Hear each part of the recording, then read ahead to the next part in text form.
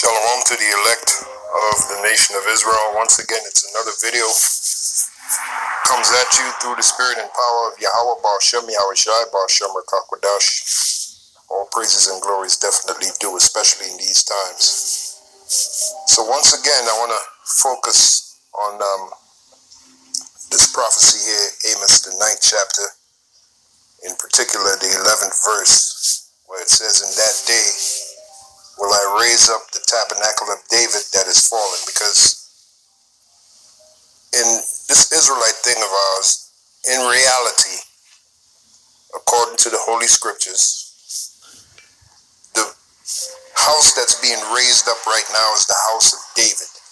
That is the same individuals, that is the same spirits that was back there with King David, that helped him run his kingdom. So those are the same spirits that the Heavenly Father Yahweh through his son Yahweh Shai is raising up right now, beginning with David. Okay? And we can go deeper into that. We can bring it up to Yahweh Shai's time. The reason why Yahweh Shai gave Peter the keys to,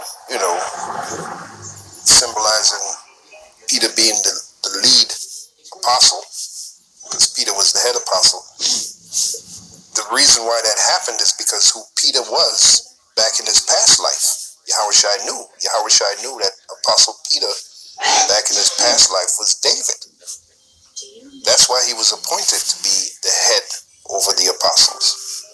So in a sense, when Yahweh Shai set up the apostleship, beginning with Peter being the head, he was setting up the tabernacle of David. He was setting up the house of David.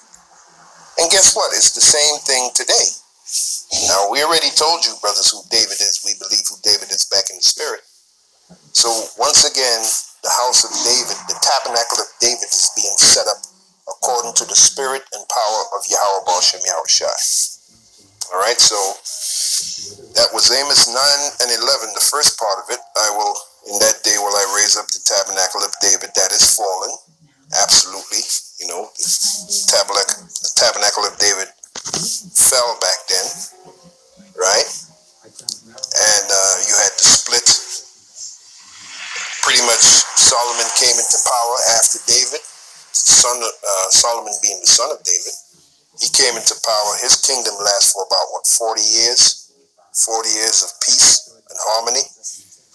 And then you had what? You had the split of the nation of Israel. You had the southern kingdom splitting from the northern kingdom, or rather the northern kingdom splitting from the southern kingdom. Because when you go into the history, the southern kingdom represents the tribe of Judah, Benjamin, and Levi, which collectively later down the line were called Jews.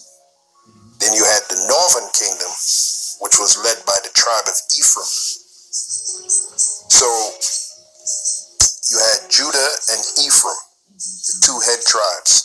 Judah being the head of the southern kingdom, Ephraim being the head of the northern kingdom.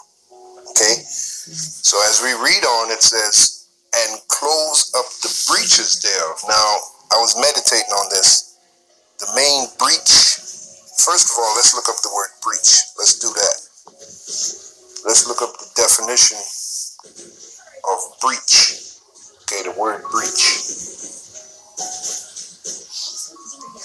We should start there. Now, the definition, this is from,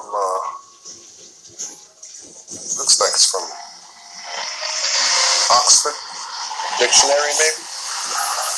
It says breach.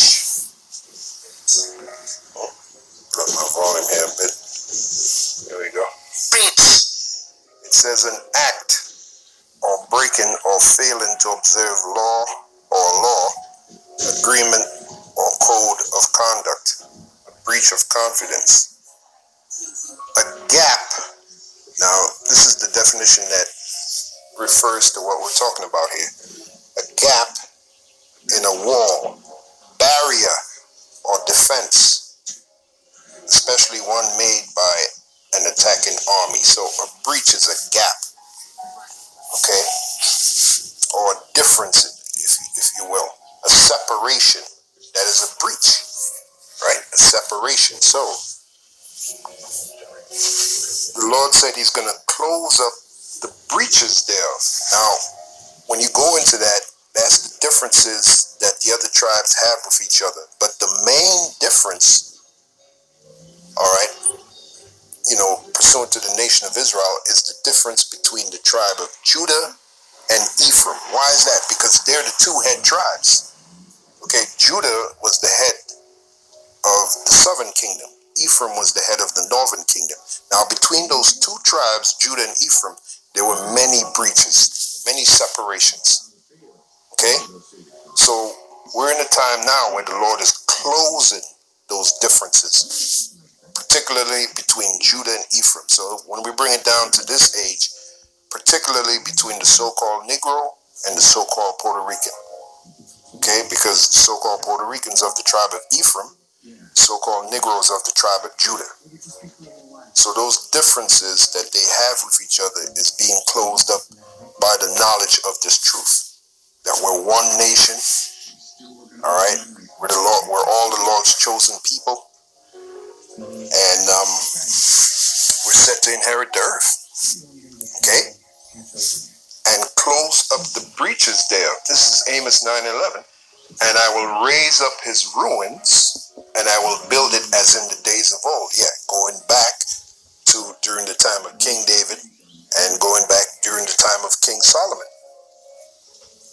King Solomon was the last time that the nation of Israel was a great nation, a great people. Okay? So we're going back to that. And it makes sense because Solomon, in his past life, was Yahushai. Okay? Or Yahushai, I should say it correctly. Yahushai in his past life was Solomon. Okay? David in his past life was Peter. Or should I say Peter in his past life? I keep saying it the wrong way. Peter in his past life was David. Okay? So you see the connection? So what I want to do at this point is give you, now I talked about this in the video I did, the two houses. I mentioned the example of from the sitcom, the television sitcom, Sanford and Son.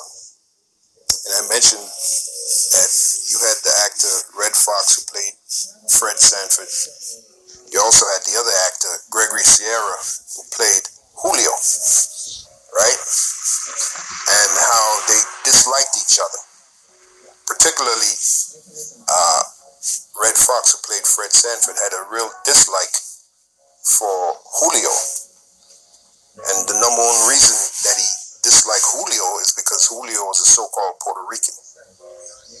And that shows you, and I mentioned it in the last video I did, the two houses, that shows you that these so-called Jews who put that show together, I'll throw two names at you. Bernie Orenstein, they were writers for the show. Bernie Orenstein and Saul Turtle Tab, two so-called Jews.